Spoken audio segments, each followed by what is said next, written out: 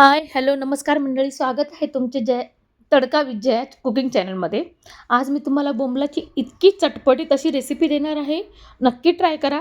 चला तर करूया. अगदी कमी साहित्यात होते ही रेसिपी.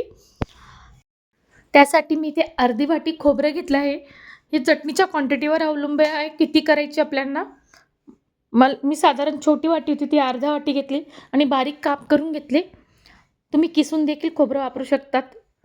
आणि हे खोबरं आपल्याला कमी गॅसवर छान भाजायचं आहे बघा. अगदी 2 मिनिटात भाजलं जातं खोबरं. तेल वगैरेचा वापर करायचा नाही इथे. खोबरं भाजत असताना आपण त्यामध्ये लसणाच्या 10-12 पाकळ्या वापरणार आहोत.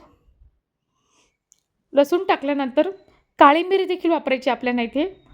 काळी मिरीने छान स्वाद येतो चटणीला. नक्की वापरा तुम्ही. आणि तुमच्याकडे अख्खे धने असले की धने देखील यामध्ये तुम्ही वापरू शकतात भाजण्यासाठी. मी धना पावडर वापरणार आहे त्यामुळे मी नंतरून टाकेल. आता हे एकत्रितपणे भाजल्याने आपण काढून घेऊया भाजून झाल्यावर आणि गार करून घ्यायचं आहे साईडला ठेवून. काही वेळेस भाजीला काही नसते. तुम्ही ही बोंबलाची चटणी ट्राय करा. तुम्हाला खूप आवडेल. नेहमीच्या प्रकारापेक्षा काहीतरी वेगळ्या प्रकारे. आता त्याच कढईमध्ये मी बोंबील घेतले बघा. 8 ते 10 बोंबील घेतलेत मी आणि ते कापून घेतलेत बारीक. त्यानंतर स्वच्छ धुवून देखील घेतले आणि त्याच कढईत मी ते बोंबील देखील भाजून घेणार आहे. इथे तेलाचा वापर करायचा नाही आपल्याला. बोंबील छान भाजून झाले, की तोपर्यंत आपण कांदा कापून घेऊया. मी 2 कांदे घेतले इथे. हा कांदा देखील आपल्याला कट करून घ्यायचा आहे बारीक. इकडे बोंबील भाजताय बघा. कमी गॅसवरच भाजायची हे बोंबील. अगदी वास येईपर्यंत आणि बोंबलाला काळे डाग पडेपर्यंत हे भाजायचे व्यवस्थित. आता हे बोंबील देखील आपण काढून घेऊया डिशमध्ये.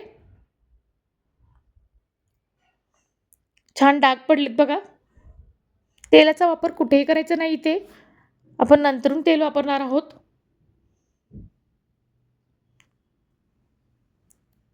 तर त्याच कढईत मी 1.5 ते 2 चमचे आपण तेलाचा वापर करणार आहोत.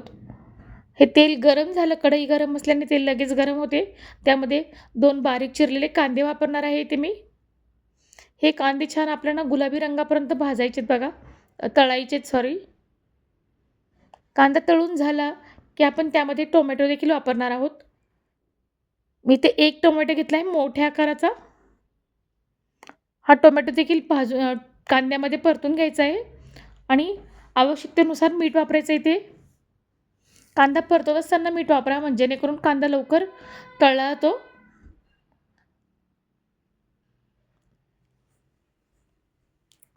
टोमॅटो टाकल्यानंतर छान शिजू द्यायचं आहे आपल्याला.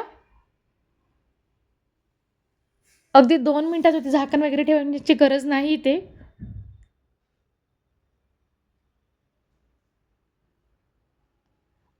आता आपण भाजलेली बोंबील घेणार आहोत. ते या कांदा आणि टोमॅटोच्या मिश्रणात टाकायचे आपल्याला आणि छान परतून घ्यायचं तेलामध्ये. दुसरीकडे आपण भाजलेले खोबरं, काळी मिरी आणि लसूण यांचं वाटण केलेलं आहे ते वापरणार आहोत इथे.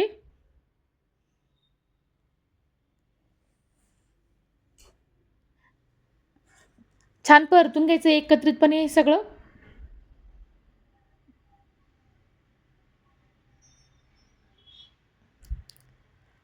हे परतत असताना आपण त्यामध्ये लाल तिखट देखील वापरणार आहोत. इथे काळा मसाला वगैरे, गरम मसाला कोणताही मसाला वापरायचा नाही. फक्त लाल तिखट वापरायचं आहे आपल्याला. हे तिखट देखील तुमच्या आवडीनुसार घेणार आहात तुम्ही. पण ही चटणी थोडी तिखटच छान लागते आणि इथे आपण लक्षात असू द्यायचं काळी मिरचा देखील वापर केला आहे. त्यामुळे तिखट थोडं बेताचा वापरा आणि त्यानंतर 1 चमचा धना पावडर. तर तुमच्याकडे अख्खे धने असल्यास तुम्ही ते खोबऱ्याबरोबर भाजून बारीक करून घ्या. त्याच्याने चव अजून छान येते. आता हे सगळे मसाले तेलात छान परतून घ्यायचे आहे आपल्याला आणि त्यानंतर आपण यामध्ये पाणी वापरणार आहोत. कारण की भाकरी, चपातीबरोबर थोडीशी लपलपीत चटणी छान लागते. थोडी ओलसर. कोरडी चटणी मला आवडत नाही. तुम्हाला हवी असल्यास तुम्ही कोरडी देखील वापरू शकतात. मी थोडी पाणी टाकून आणि शिजवून घेणार आहे व्यवस्थित बोंबील आणि ते. जेणेकरून हा सगळा मसाला बोंबीलमध्ये जाईल आणि अजून चव छान टेस्ट येईल.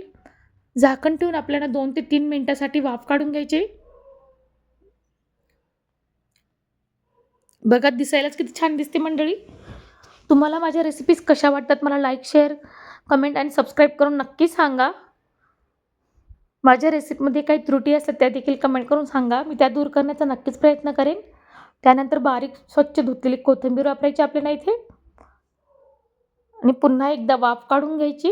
ही चटणी आपण भाकरीसोबत, भाताबरोबर, नानबरोबर कशाबरोबरही खाऊ शकतो. खूप टेस्टी होते. नेहमीच्या बोंबील चटणीपेक्षा काहीतरी वेगळा पर्याय करा हा. रेसिपी ट्राय केल्यावर मला कमेंट करायला मात्र विसरू नका. कशी झाली तुमची बोंबलाची चटणी?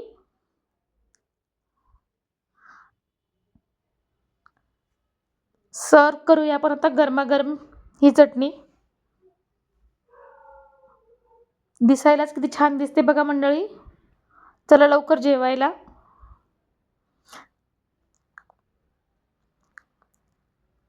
तर मी सर्व्ह करून घेते. रेसिपी पूर्ण बघितल्याबद्दल तुमचे सर्वांचे मनापासून धन्यवाद. Thanks for watching.